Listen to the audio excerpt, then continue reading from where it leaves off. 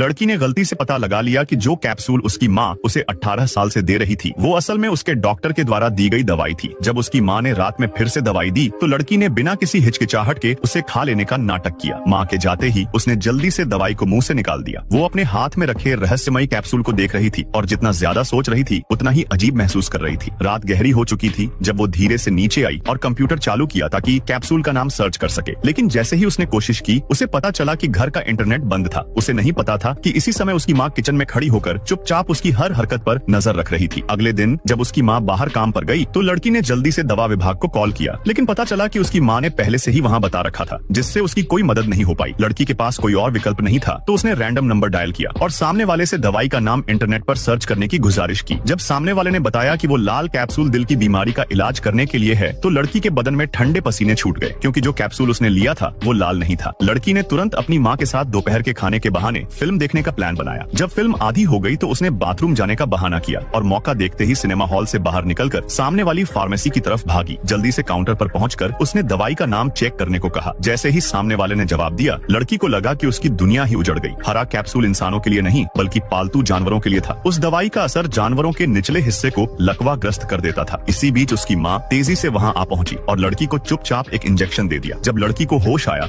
तो उसने टेबल पर खाना रखा देखा। वो तुरंत दरवाजा खोलने दौड़ी, लेकिन पाया कि दरवाजा बाहर से बंद था। जल्दी से चाबी उठाई और ताला खोलने की कोशिश की, लेकिन कुछ नहीं हुआ। उसे समझ आया कि दरवाजा बाहर से फंसा हुआ है। फिर उसने खिड़की खोली और बाहर झांका। उसने पहले खाना खाया ताकि थोड़ी ऊर्जा मिले, फिर मुंह में पानी भरा और अपने औजार लेकर खिड़की से बाहर निकल गई। धीरे धीरे रेंगते हुए वो अपनी माँ के कमरे तक पहुंची। पहले उसने सोल्डरिंग आयरन से कांच में छेद किया, फिर मुंह से पानी छिड़का जिससे कांच तुरंत टूट गया। लेकिन जैसे ही वो कमरे में घुसी अचानक उसका अस्थमा भड़क उठा।